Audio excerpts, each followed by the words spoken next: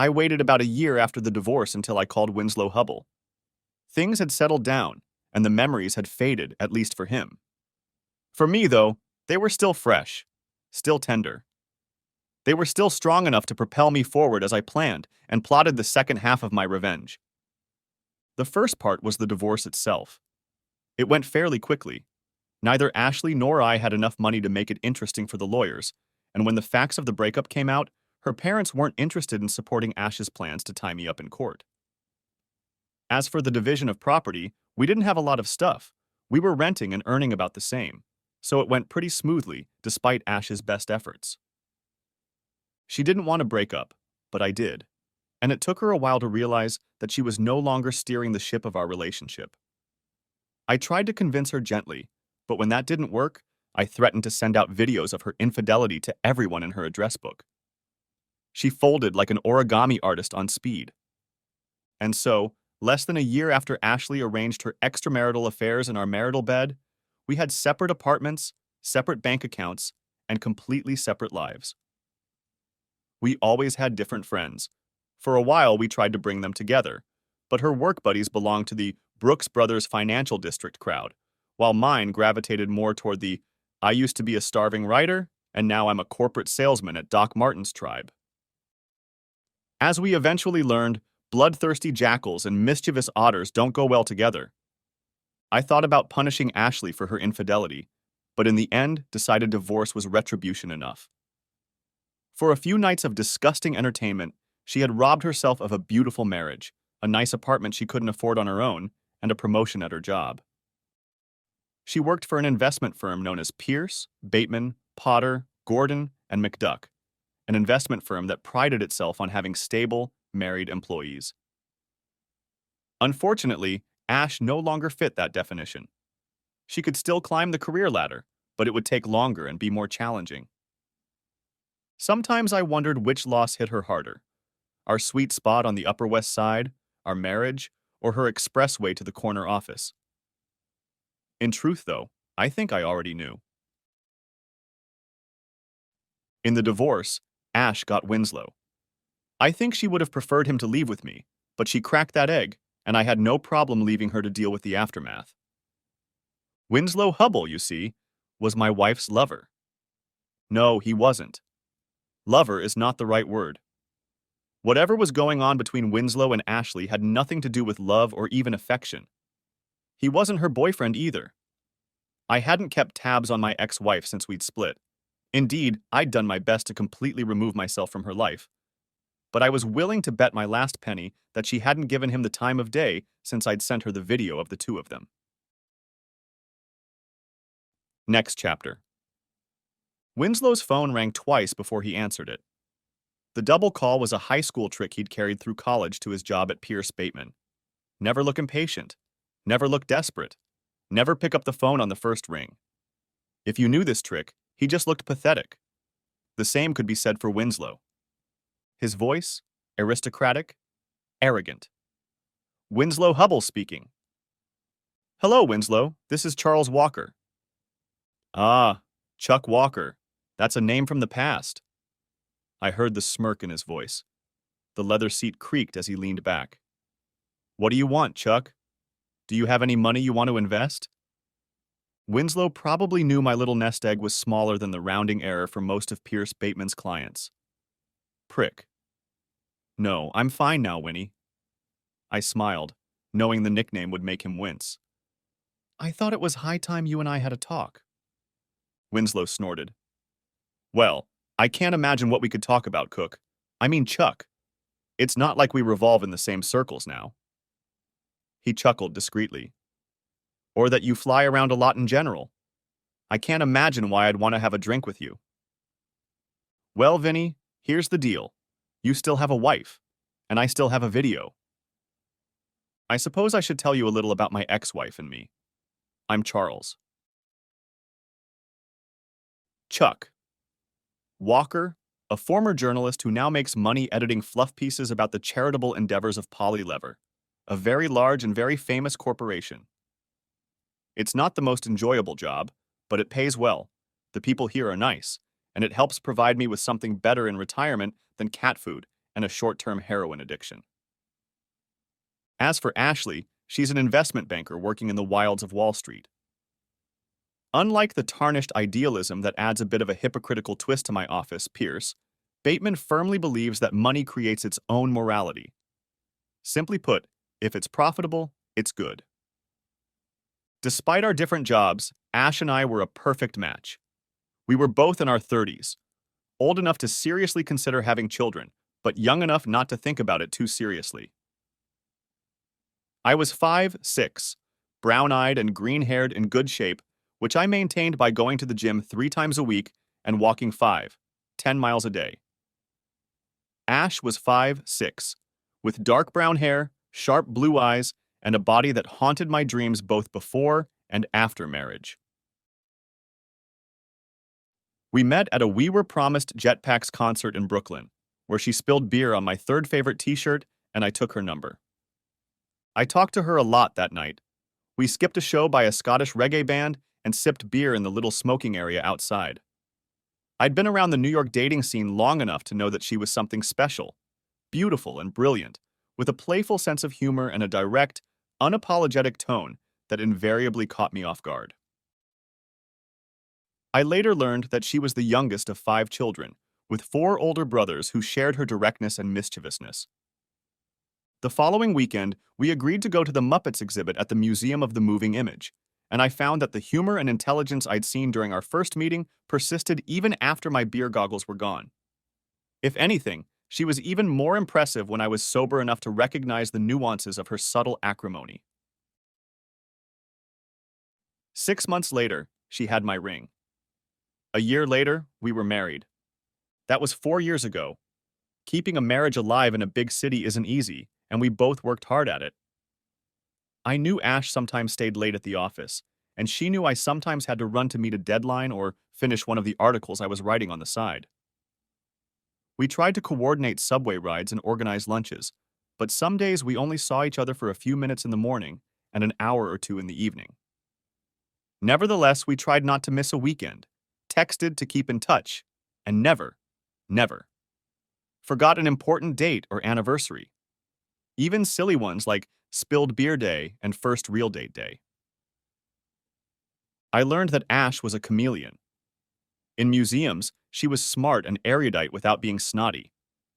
On hikes in the Adirondacks, she was gruff and competitive, oblivious to the scrapes and abrasions she collected chasing me down the trail.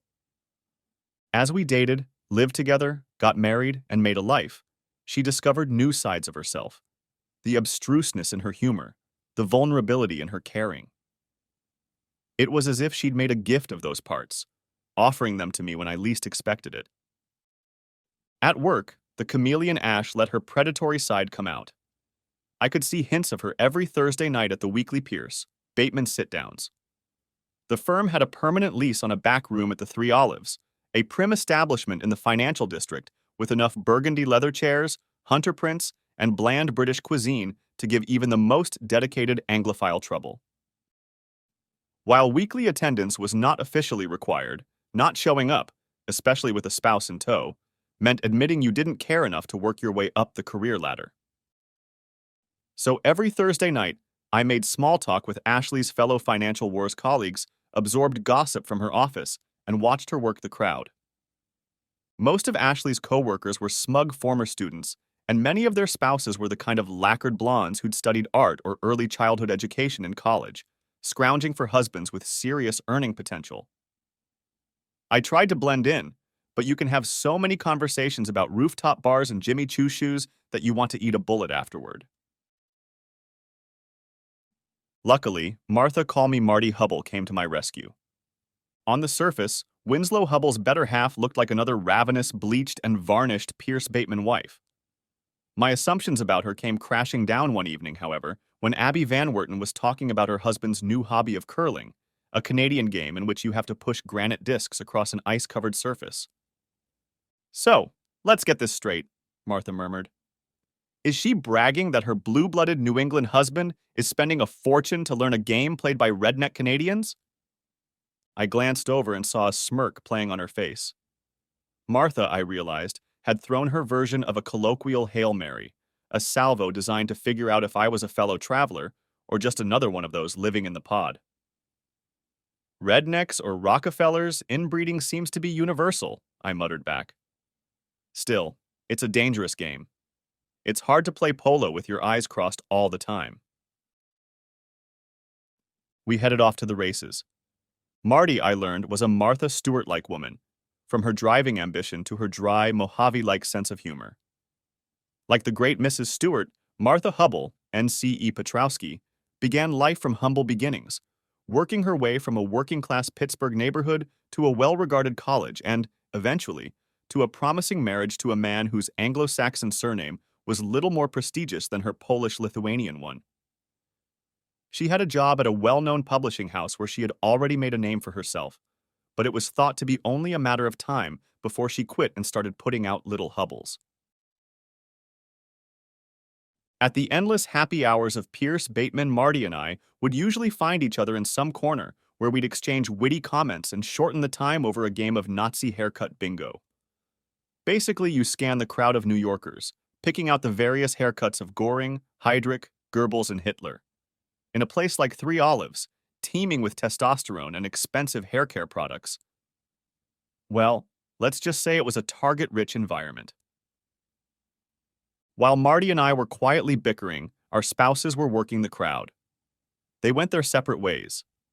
Ashley, who was still paying off her student loans, spent most of her time sipping club sodas and using her brains and candor to hook up with guys in really nice suits. Meanwhile, Winslow, who probably celebrated most of his childhood birthdays at the yacht club or the 19th hole, spent his time sipping gin and tonics and telling smutty jokes to his former fraternity brothers. It was hard not to notice the difference in class. Ash was trying to work her way into the lifestyle Winslow took for granted, while he was floating along, confident that if he failed, there was always another brother, another investment firm, another cocktail party. And if gossip was to be believed, if he failed, he could always go back to mom, dad, and a fat paycheck, managing the family fund. Those were our Thursdays. Ash swimming through the happy hour waters like a big white fish, Vinny splashing around like a happy little seal, and Marty and I drinking cocktails, watching shows, and devouring gossip like a couple of quiet anemones. It wasn't my favorite way to spend my free time, but Ash was happy and Marty was fun, so I didn't complain too much about having to put on a suit and cheer up my wife. Our marriage was a balancing act performed by two young people with a job that was too demanding and a bond that was too important to put down. It was a marriage of quiet admiration, principles, and compromise, the kind that young couples have when they come to terms and lay the groundwork for a lucrative career, a home, children, and the rest of the American dream. It was hard, but we worked at it, and it worked for us. That's not to say it was easy. Ashley had a tendency to be jealous, which I found outrageous considering how attractive she was. On the other hand, I had my own problems with the green-eyed monster. In a city of 8 million people, where the fear of missing out on a bigger and better deal was as much a part of life as subway rides and dirty water hot dogs, I found it hard to believe my wife had settled on me. And it was strange that she thought so highly of me. A much bigger problem was Ashley's sense of fairness. In the office, her morals were flexible, a necessary characteristic if you want to make your way on Wall Street. But in Ashley's personal life, her sense of right and wrong was rigid and unwavering. When she felt she was being wronged, Ash was quick to seek revenge, and her revenge was, at least in my opinion, convoluted, secretive, and diabolical. It usually went like this. After Ash was convinced that she had been wronged, she would confront the offender and make her case, often in elevated tones. A sincere apology, or several apologies, and some form of repentance could restore balance to the universe. But if the offender continued to claim innocence or was insufficiently remorseful, Ashley's inner vigilante came into play. On the surface, Ashley let the argument simmer down and life seemed to go on as normal. But in the background, she was hard at work, weighing the evidence, passing judgment, and calmly imposing the punishment she deemed appropriate. There was no appeals court, no stay of execution, no higher powers.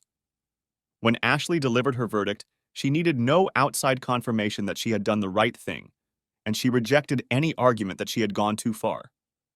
Sometimes I wondered where Ash's sense of justice came from. I assumed it was a consequence of her childhood, when a little girl sometimes found herself at the mercy of four enormous brothers. Direct confrontation was futile, and complaining to her parents would have resulted in her being labeled a codger, a devastating insult in a house full of boys.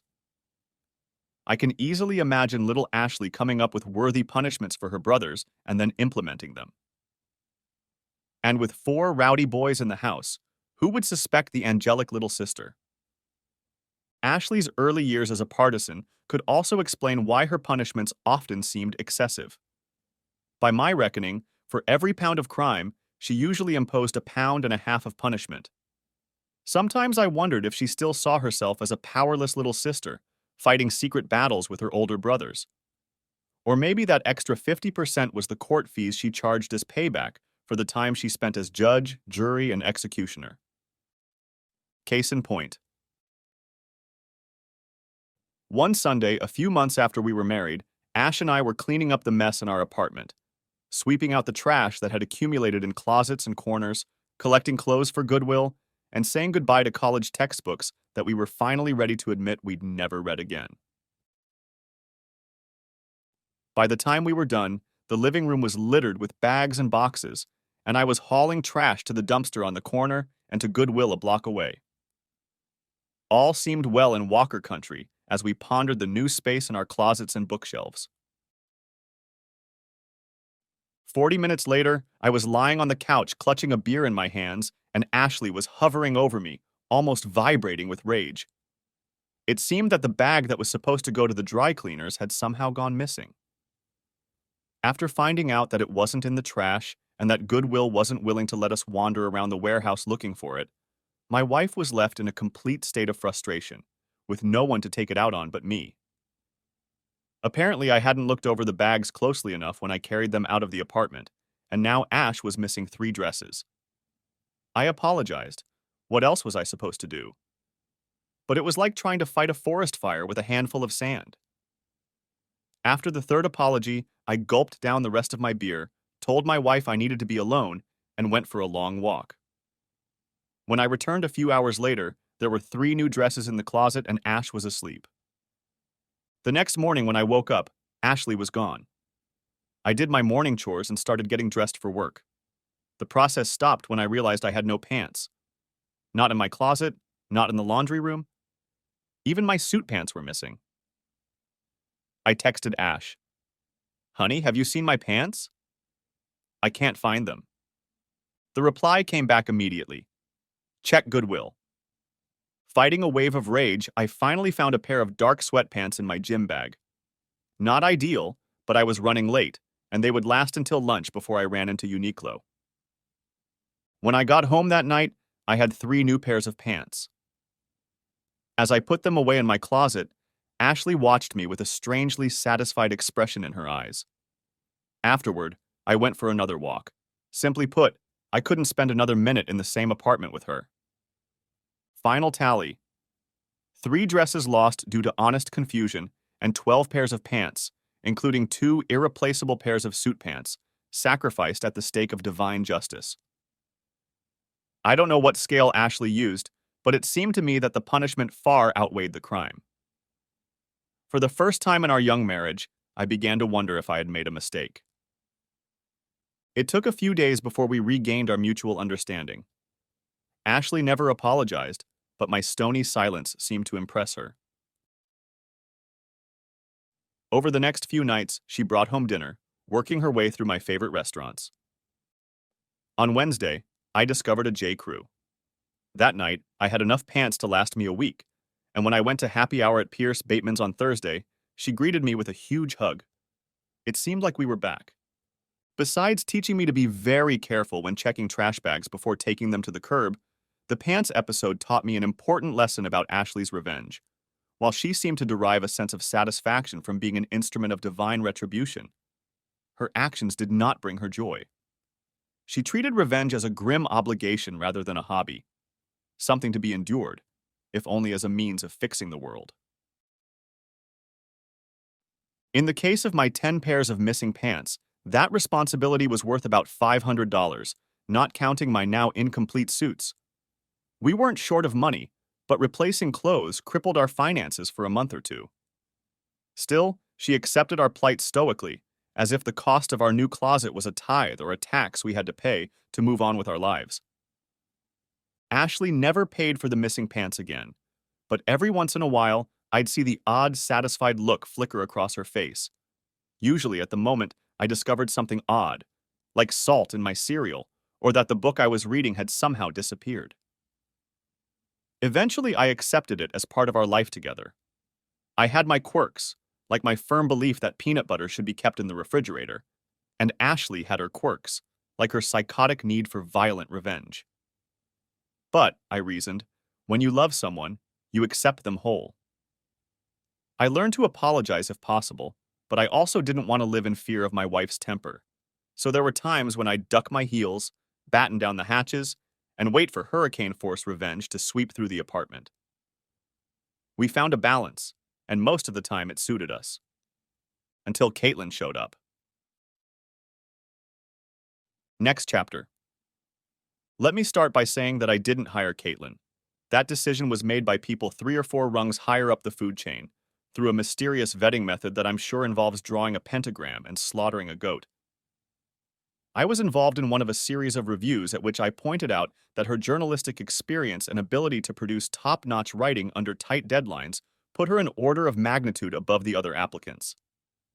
The HR people listened to my group's reviews, thanked us for our time, and walked away. Needless to say, I was surprised when they took our advice and hired her. Neither Caitlyn's impressive resume nor my non-participation in her hiring impressed Ashley when they met at a weekend run organized at work. The problem was that in addition to being a highly skilled writer-editor, Caitlyn was also stunning. Ash and Caitlyn were doing girl stuff, complimenting each other on their running clothes and sneakers and chatting about the weather. To an outsider, this might seem like a perfectly trivial exchange between a wife and her husband's coworker, but I noticed a frown in Ashley's eyes that didn't bode well for my marital harmony. When we returned to the apartment after lunch, Ash was uncharacteristically silent. I knew what was coming. She was silently marinating in her anger, festering and fermenting, ready to explode. Realizing that I needed to nip this in the bud or I risked going pantsless again, I had just restocked my supplies to 7 pairs and hoped they would last a while longer. I spoke up. I'm glad you finally met Caitlyn. You two seem to be hitting it off. I do, Charles. She's beautiful, my wife murmured. Where have you been hiding her? Charles. Not a good sign. Hit it, sweetheart? I smiled. We don't socialize too much with my coworkers. In fact, I think today was the first time you met half of them. Nonsense. I saw them all at the Christmas party. I kept the smile on my face. That was 8 months ago, Ash. Hell, half the office has already moved, relocated, or moved on. Or, in Caitlyn's case, hired on. She frowned. And what were her qualifications? BA in English at Brown, majoring in business writing. 5 years in journalism, another 3 years in digital marketing. Pretty much the same as me. I grinned. Except for Brown, of course. At this rate, she'll soon be my boss. Her tone had softened a bit, but her gait was still stiff, like an attack dog on high alert. So you'll be working under her? I looked back. There was still steel in Ash's eyes, but she was smiling. Thank God, I thought. Of course not, dear. I smiled back. You're the only woman I obey, and I wouldn't call it work. Ash's grin got even wider, and when we got back to our apartment, got down to it. The next couple weeks went pretty smoothly, though it took a long time before the tension went away. Ash never struck up a conversation about Caitlyn, and I tried to do the same. I suppose it's a standard textbook move for cheaters to never mention the other woman, but in my case, I just wanted to avoid upsetting the apple cart. I thought it worked, and that I had somehow managed to dodge a bullet. Meanwhile, work went on as usual, at least until the end of October. Every year, my company puts out a huge report outlining its projects around the world. No matter how long we work or how many letters we send, the project managers of various charitable organizations inevitably wait until the last minute to send their reports. Which means that my team and I have to work a week or two of early mornings, late nights, and canceled weekends to get everything done. We call it Hell Week. Figuratively, I know. Did I mention we're writers? When Hell Week came around, things were almost back to normal for Ash and me. That Monday, my usual 8-hour day turned into a 12-hour editing marathon, and by the time I got home, I felt like I was held together with rubber bands and duct tape. All I could think about was a hot shower and a warm bed. I definitely didn't have the energy to fight Ashley. She pounced on me before I even took off my coat. "Where the hell have you been?" "What?" I paused, ripping off one sleeve. "Didn't you get my messages?" "You mean the one message you sent 6 goddamn hours ago?" I wondered, had it really been 6 hours since I'd sent a text reminding Ashley that I'd be late at the office? Honestly, I couldn't remember. Even in my dazed state, I realized I had two options.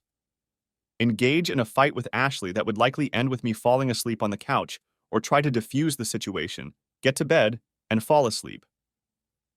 "Has it been that long?" I asked uncertainly, finishing taking off my coat and digging through my closet looking for a hanger. "Sorry, I lost track of time." She tapped her foot.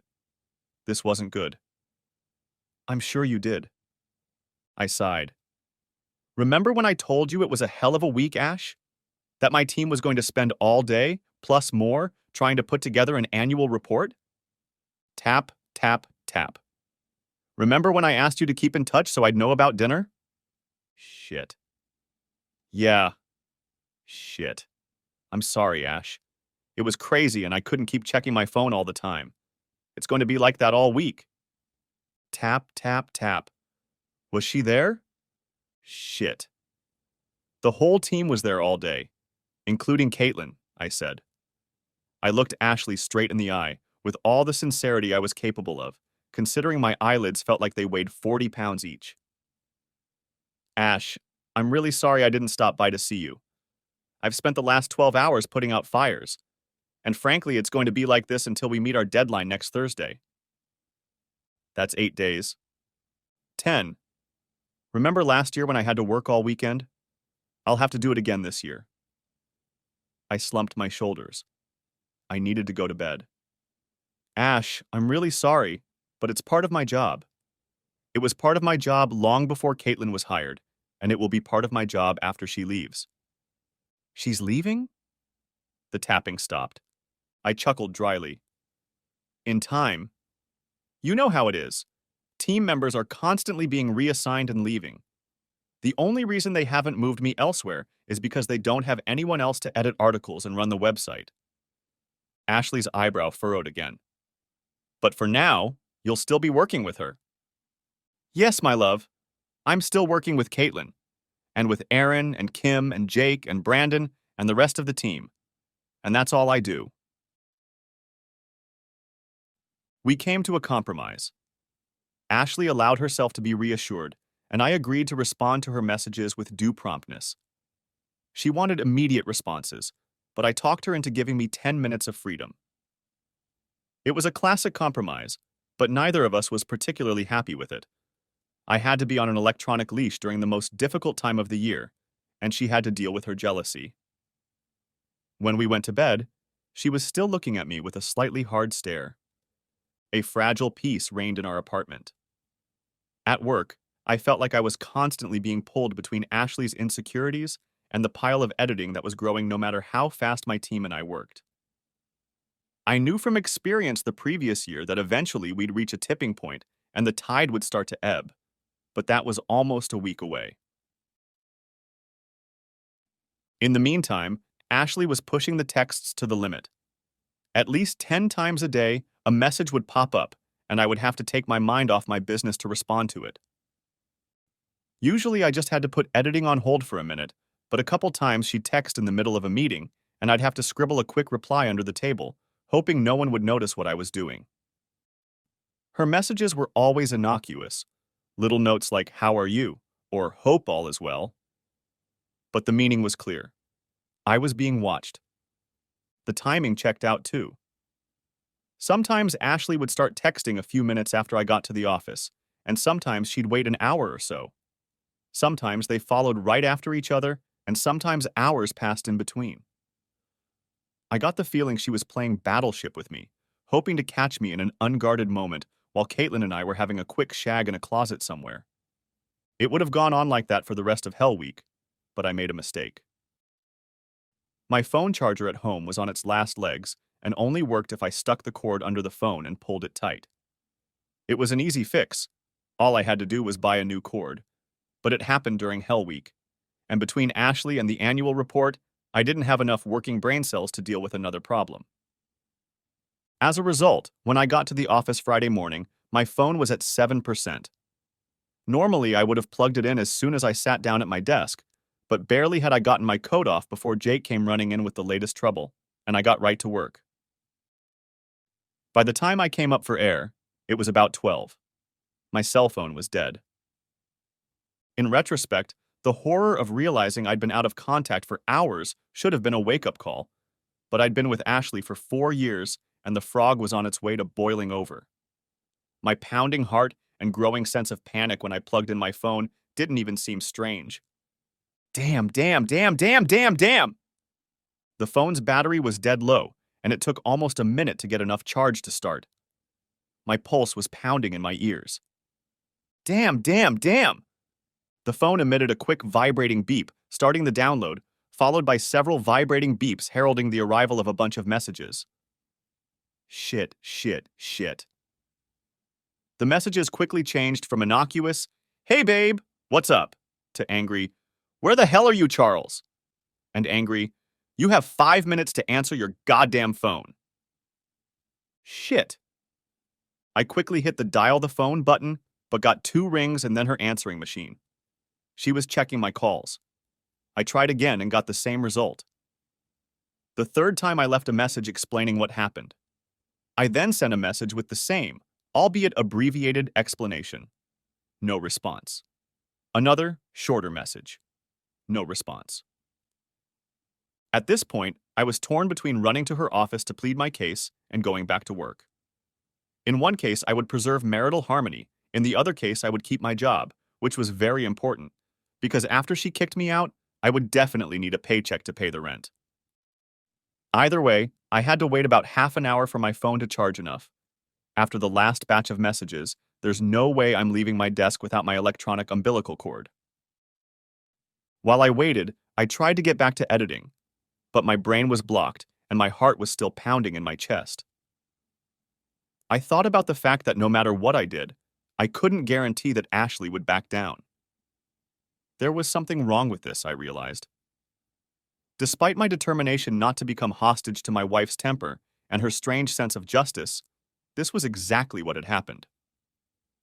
Here I was, in the middle of the hardest week of the entire work year, and I couldn't concentrate because I had missed a couple messages and was worried that my wife might explode. Something was wrong with this picture. I wondered how to express it to Ash. What could I say? How could I explain that I couldn't live in fear of her temper, or that her thirst for revenge could destroy our marriage? I thought about sending a text message, but immediately dismissed the idea. This was a conversation that needed to be had face-to-face, perhaps in a therapist's office. I was contemplating how to broach the subject when another message arrived. It's okay. It's okay? All right? Oh my God. I nearly had a heart attack, and Ashley had spent the last 3 messages trying to make me feel bad. It certainly wasn't okay. It's hard to understand the emotion from the text, but I figured either Ash had realized she was acting crazy and let me off the hook, or, more likely, she had found me guilty of some crime and was already planning my punishment. And then another thing hit me. No matter what Ashley's message meant, there was nothing I could do about it. Going to her office was risky, and trying to talk her out of it via text was a fool's errand. I realized that all I could do was wait out the coming storm and hope that when it was over, my marriage and my closet wouldn't suffer too much. Next chapter. I tried really hard to leave work early, But by the time I got home, it was 8:30, and like every other night that week, I was shattered. Standing in front of my apartment door, I took a deep breath, pulled myself together, and stepped inside. "Honey, I'm home," I called out. "In the kitchen."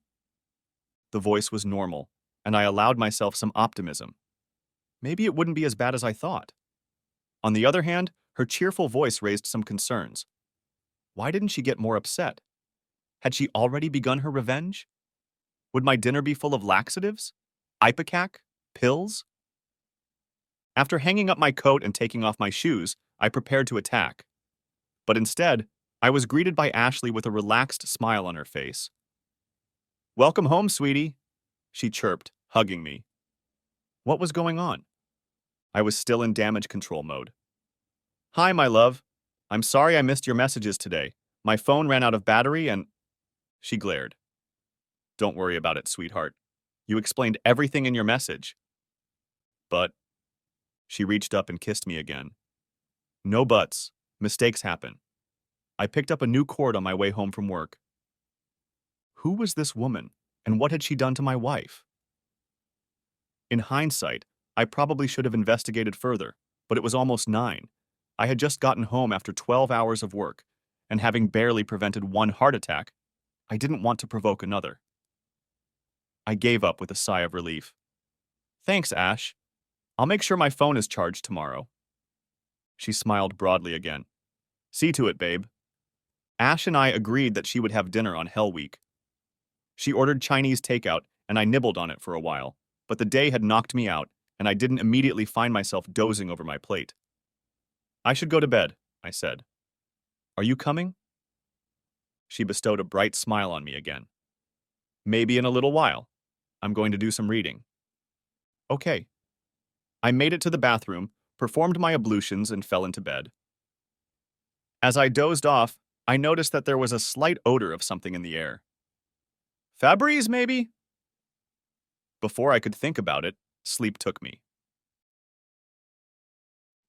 The next day was Saturday, but I still had to go to the office.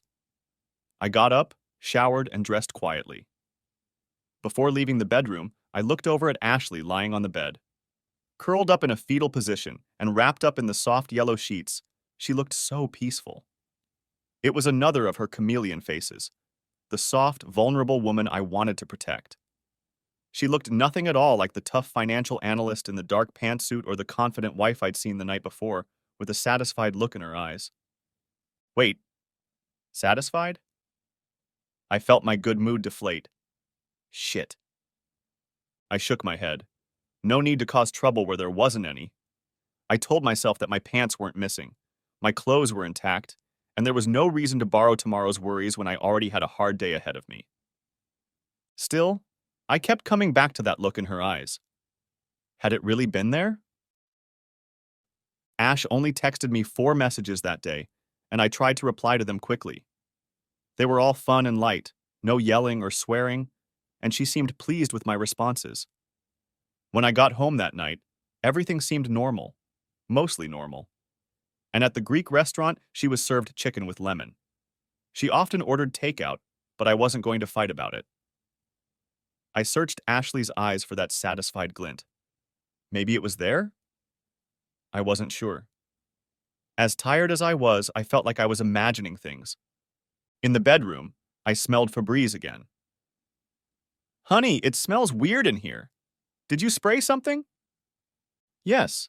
I think one of the neighbors was smoking. The smell was really strong. Weird. A couple of the neighbors smoked weed, but we usually smelled it in the hallway, not the bedroom. I shrugged my shoulders. Mystery solved. Sunday morning went the same way. We woke up at 6, showered, and dressed in silence.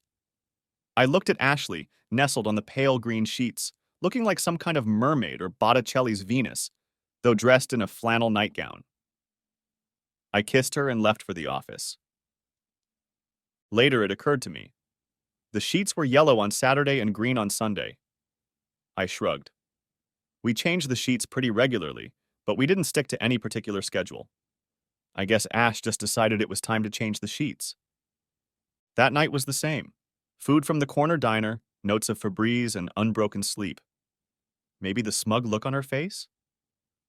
The next morning, a quiet shower, a silent goodbye, and a kiss from my wife, dead asleep and snuggled on the white sheets. I was at work that day. Shit. White sheets. I couldn't think of a single reason Ashley would change the sheets 2 days in a row. Or rather, not a single reason I wanted to consider. Add to that the Febreze and the maybe a satisfied look, and it looked like Ash was stepping up her revenge game. If she was doing what I thought she was doing, it went far beyond disappearing pants, all the way to causing irreparable damage to marital life. For a moment, I wondered if I really wanted to know the truth, but realized this was a case where ignorance was not bliss. I couldn't live with my suspicions, and, if they were true, I was sure I couldn't live with my wife. Before I had time to doubt myself, I did a little research and placed an order on Amazon. $26 later, including expedited shipping, a pair of spy cameras was already flying to me. And I prayed that my suspicions would turn out to be wrong. That night, Moroccan takeout, Febreze, and rose-colored sheets. The satisfied look was definitely there. I looked in the laundry basket, but it was empty. Shit, shit, shit. On Monday, the wave of editing ebbed and flowed, then receded. The queue of stories began to dwindle. The end was near. At 11, the post office received word that my package had arrived. By noon, work had slowed a bit, and my team barely looked up when I said I had to run to a meeting. The cameras were disguised as a smoke detector and alarm clock, and installing them in my bedroom was a breeze. Ash texted 5 times that day. At 5:15, I got a text that the cameras were activated. Apparently, my wife had gotten home early. An hour later, I received the last text from Ashley for the day. I wanted to know the truth, but if the video was what I thought it was, the process I hoped I would never have to go through was about to begin. I sat down to work and decided I wouldn't watch the video until the next day. If my marriage was over, the end could wait for another night. I texted Ash to let her know I would be home at 8:30. I wondered if she would be angry, but I couldn't bring myself to care that much. My emotions were muted and hazy, as if I was feeling them through a fog. At 8, I stumbled my way home. That night, takeout pizza, Febreze, a satisfied smile. Yellow sheets again. It made sense, since we only had 4 sets of bedding. It also explained yesterday's trip to the laundromat. As I curled up in bed that night, I realized that no matter what happened, I never want to smell Febreze again. The next morning, Ash was curled up in bed, glistening in the morning sunlight. I stared at her for a long time. I'm going to miss this. Between insomnia and fear, I was still in a deep fog. I embraced it. When it dissipated, I realized an ocean of pain awaited me. Things have mostly settled down at work. It would probably be another 2 or 3 days before we were done, but we had already seen the light at the end of the tunnel. At 11, I told the team I was going to a quiet corner, a conference room that the company had set up with couches, chairs, and a couple of small tables. It was essentially the corporate version of a student lounge. It was also the only place where I could watch videos from my bedroom in relative privacy. The only other person there was Kim, one of my coworkers. She was ensconced in a chair by the window, fully immersed in her laptop. I settled on the couch at the far end of the room. If the videos showed what I expected, I wanted to be with my back to the wall. My plan was to listen to the video, not watch it. I reasoned that seeing Ashley with another man would make it impossible to forgive her, and I didn't want to close off any possibilities before I knew what I was dealing with. So I put on my headphones, turned on the smoke detector video, and hid the screen. From the sounds of it, it was as bad as I suspected. The camera was motion activated, so it started recording when they entered the room. Somewhere in the middle, I recognized a voice. It was Winslow goddamn Hubble. I was crushed, yes, but also confused. I looked up to the clock on the wall. I stared dumbly at the numbers, at the second hand meandering across the dial. Only 20 minutes had passed since the video had started. My brain stuck on the number, repeated it. 20 minutes, 20 minutes, 20 minutes. 20 minutes to end my marriage. 20 minutes. I realized I couldn't go home that night, or any night in the near future. Given what I had seen, I would have to confront her. And given that she believed in my alleged infidelity and was desperate for justice, there was no telling what her reaction would be. What's the right way to avenge a divorce? And what would it look like when you added another 50% to it? The only question was when I should warn her. The angel on one shoulder voted to right her immediately. He proclaimed that the quality of mercy was unstressful, that forgiveness was divine, and that I should let her know before she screwed Winslow again. The devil on my other shoulder whispered that if I didn't want to punish her, that didn't mean I shouldn't let her punish herself. At 5:20, my phone vibrated. At 6:30, I sent her a text message, complete with video clips. I told her I would stay with Aaron, one of my co-workers. 2 days later, I began divorce proceedings. Next chapter. I had nothing but contempt for Winslow Hubble.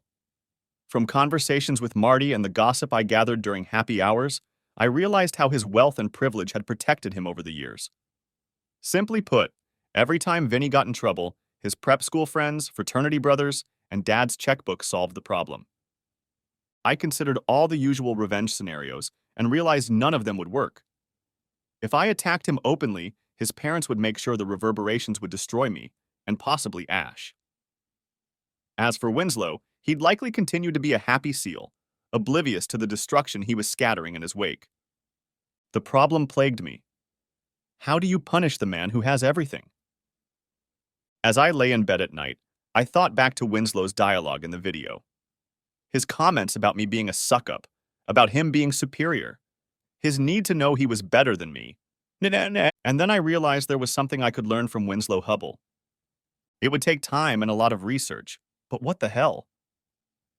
I wasn't spending nights at home with my wife anymore. I called him 6 months later. Winslow agreed to meet me at the Three Olives, where they had parties on Thursdays. I did everything I shouldn't do. I picked a bar that Winslow knew, where he would be perfectly comfortable. I arrived 5 minutes late to give him time to get a seat and order his first drink. I figured he'd be wearing one of the custom suits his parents' tailor had made for him, so I chose a pair of comfortable jeans, a blue blazer, and a white plaid shirt. He was shaved and groomed, so I left his hair a little disheveled and didn't bother to shave off the 5 o'clock shadow. Winslow considered me beneath him, and I wanted to do everything in my power to reinforce that impression. When I approached the table, Winslow was dressed exactly as I had envisioned. Tie with a pompous Windsor knot, pinstripe suit, broadcloth shirt from Brooks Brothers, cufflinks. His eyes from beneath the hoodie skimmed over my casual clothes, taking in every detail. He saw himself in the host's chair at a bar for powerful men, sitting across from the man he'd defeated. He felt untouchable, just like I wanted him to. He didn't get up to greet me. "Winslow," I said, taking off my backpack and sitting down. "Chucky," he smiled. "It's been a while." "Yeah, it's been a while. Give me a second." I beckoned to the waitress and handed her my order while Winslow looked at me. Apparently, the lower classes shouldn't ignore their elders by ordering a gin and tonic. When she left, I turned to him again. "Winnie, thanks for coming." He blushed at that nickname. "I don't have much time," he snapped. "And why am I here?" "Well, to be honest, there was something I needed to find out." He grinned, twirled the martini glass in his hands. "I figured the divorce would do that." "Yeah, it definitely put an end to things between me and Ash." I nodded at him. "However, you and I have unfinished business." Winslow chuckled. "I can't imagine what that might be. Your wife has decided to try another man."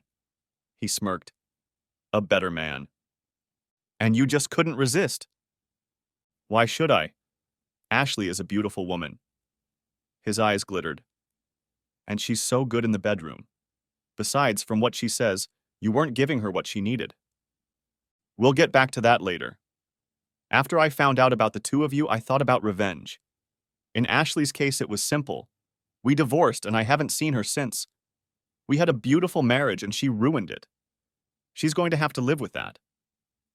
I took a sip of my drink. You, on the other hand, were more difficult. What are you talking about? Here's the thing, Fluffy. You're protected.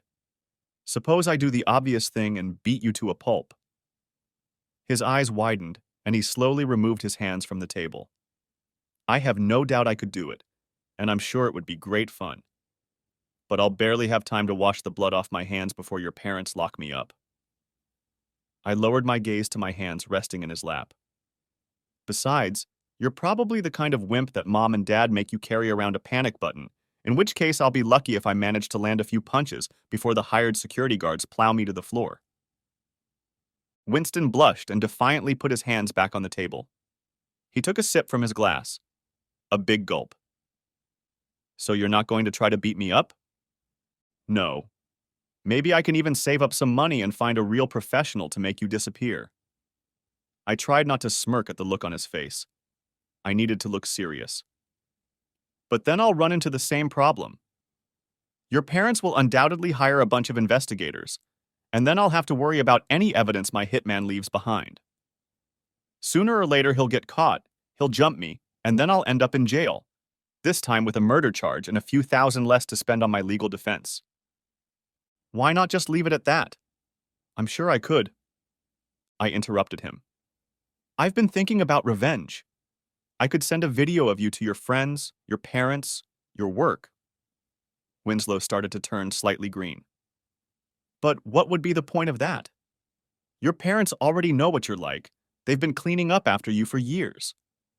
Besides, once mom and dad find out about my attempts to besmirch your good name, I snorted. Well, I guess my days at my current job are numbered. As for my next job, I suppose it will involve the phrase, "Would you like fries?" Winslow leaned forward. So you're going to leave it at that? Not exactly. I pulled a folder out of my backpack and placed it on the table. I realized there was one thing I could do. But before we get to that, have you ever thought about how much your parents shielded you? No, I don't think so. I pulled some pictures out of the folder and placed them face down. When I was planning my revenge, I did a lot of research. It's amazing what you can find when you have a lot of time and a bottomless well of anger. For example, do you remember Mary Gray and Danielle Brennan? A look of shock flashed across Winslow's face, but he tried to restrain himself. I don't recall. I may have met them in college. I snorted. Don't be modest, Winnie. You did a lot more than just meet them. In fact, you're the reason they both dropped out and came home. I flipped over the first picture. It showed a pale, black-haired woman with a toddler in her arms. Perhaps this will help you remember. Mary had the baby about 6 months after she graduated from high school. He looks a lot like you. At least he did before he dropped the baby fat.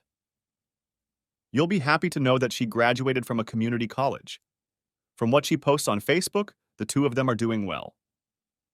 He made a snickering sound, but droplets of sweat appeared on his forehead. There's no way you can prove this baby is mine, he stammered out. Don't worry, Mary won't testify against you. On the other hand, young William didn't sign a non-disclosure agreement, and his DNA is ironclad proof of paternity. I raised an eyebrow at him. I wouldn't plan on going into politics. Winslow's face flushed, and he started to look a little stiff. So this is your revenge? He pouted.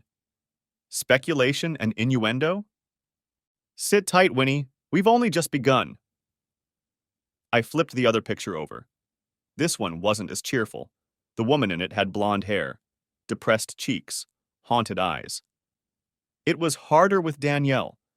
In fact, I was only able to talk to her parents. It seems that after she graduated from high school, she became depressed. She almost killed herself. He turned pale. There's no way you hold me responsible for that. Well, you and a few of your fraternity brothers. Of course, there's no proof. Somehow disappeared, and she seems to have signed a non-disclosure agreement. But we both know what you did to her. He pushed away from the table, as if afraid to touch the photos, afraid they would burn him. You can't prove anything. Not in court, no. I stared at him until he looked away. But we both know what you did, Vinny. You know she hasn't dated anyone since you? She's afraid to go out like her mom says. She says she still wakes up screaming. Winslow jumped to his feet. Who knew he could move so fast? I don't have to listen to this, he hissed. I'm leaving. Not so fast, I said. I pulled one of the flash drives out of my pocket and tapped it on the table. Sit down, Vinny, I snapped back. Finish your drink. Order another one. We still have a lot to talk about, and you still have more to lose. Go ahead. Tell that to my boss, he laughed. He sounded high and hollow. Hell, give it to Marty. She won't leave me. Maybe not. Maybe she'll want to talk to Danielle. Of course, she doesn't have that name anymore. I stared at him. Hard. Your parents really put the fear of God into her. Winnie sank into a chair. You have 10 minutes, he muttered. He loosened his tie and undid the top button. His collar was wet. Cut the crap, Winnie. I've got as much time as I want. Because you've got as much to lose. So do I. I caught his gaze and he turned away again, faster this time. Don't wave me off just yet, buddy. We're just getting started. Looking at the way he was breathing, almost crying, I thought about Ash for a second. I wondered if she felt the same way as she began her revenge. I could see how one could get addicted to it. I took another breath, moving on to the second part. Funny you should mention your job, Winnie. You're right. They wouldn't fire you for Mary and Danielle. Hell, they wouldn't even fire you for Ashley, even though it would be really hard on her. Unlike you, she needs a job. And unlike you, she's not untouchable. If your little afternoon delight came out, she'd be destroyed. And you, of course, would go free. I grinned. Hell, barring a bank robbery, you'd probably be at Pierce, Bateman's until they carried you out on a stretcher. What are you talking about? He crossed his arms. I think he was trying to look stern, but from where I was standing, it looked like he was trying to cover his soft underbelly. It wouldn't work. Winslow was all about the soft underbelly. You don't know? I stirred my gin and tonic. Don't you remember the Goldfarb account? What about it?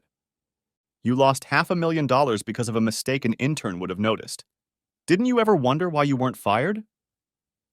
Brave's face crumbled. It wasn't my fault. The secretary. I twisted my arm. Yes. The secretary took the blame. You'll be glad to know she got a reward for it and an excellent reference. She's now working at Babbitt and Gallum. She seems happy, too. All right, Chucky, he said.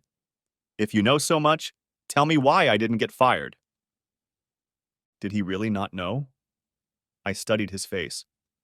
Isn't it obvious, Vinny? Who's always looking out for you? Who's always saving your ass? I saw a glimmer of understanding dawn in him. That's it. You got it. I saw another chunk break off of Winslow Hubble. No, they didn't. Would it surprise you to learn that your parents transferred $30 million into their Pierce Bateman account a week after the Goldfarb story? He looked at me with incipient horror. And that's in addition to the $150 million they already have there, he stammered. No, they never. I am. They pay your salary, Vinny. Between brokerage commissions, transaction fees, profit-sharing fees, and a bunch of other little crumbs, I'm willing to bet your parents actually pay Pierce. Bateman a little more just to have you around. I work with some of the firm's biggest accounts. I laughed. He really didn't know. Winnie, come on. You shuffle papers on some of the firm's biggest accounts, and I'll bet you have someone watching over you to make sure you don't screw up too badly. In fact, you're Pierce Bateman's highest paid intern. Hell, most of the secretaries there have riskier jobs than you. I'm the goddamn vice president, he said, his voice rising. Your wife reports to me. I spoke softly, as if to a child or a broken animal. You'll be vice president as long as your parents invest in Pierce, Bateman. Hell, if they invest enough, you might even make senior vice president or CEO, but you'll never become more than a glorified paper pusher. I took a sip. As for Ash, I'm willing to bet her accountability to you boils down to her forwarding a few of her emails to someone with real power. He gave me a quivering smirk. I had enough power to seduce your wife, you bastard. Ah, there it is. This is it. The arrogance I've been waiting for. I glared at him. That seemed to agitate him. And now we come to the main point.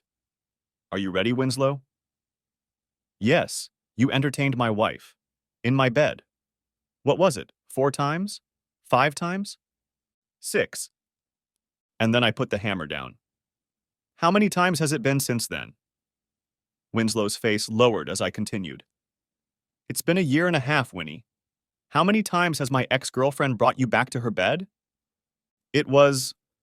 After the divorce, she said she didn't want to muddy the waters. You can't be that stupid, Winnie. We've been divorced for a year. We've been living apart for a year and a half. I laughed at him. Besides, the water was crystal clear. I have a videotape of the two of you in my bedroom. Mr. Plum in the conservatory with a candlestick. And once I moved out, you were able to entertain every night and twice on Saturdays. The only reason you're not together now is because she doesn't want your fat flesh touching her. Screw you, asshole! He shrieked. She loved what I was doing to her. I was better than you. I leaned back in my chair. You know, when I was watching you two together, I noticed something funny, Winnie. You seemed to talk about me a lot. He blinked. What are you... What? Check out the video. It's amazing how much of your conversations revolve around me. What are you... He was breathing hard. I laughed. That's what it is. Kukareku. You said that a lot in the video, too. See, here's the thing. When most men find themselves with a beautiful woman, they can't stop talking about her. But as soon as you end up in a room with Ashley, you start talking about me. What? I was winning. What? I shook my head. Jesus, no wonder they made you work as an intern. Doesn't that seem weird to you, Winnie? It sure seems weird to me. He covered his ears with his hands. Stop calling me Winnie, you worthless bastard. He looked like he'd run a marathon. He was panting, and you could hear wheezing in his breath, like he was on the verge of tears. He curled up in a ball, eyes closed, hands still covering his ears. I glanced over at the waitress. She was talking to a man in a suit. I assumed it was the manager. I gestured to the check.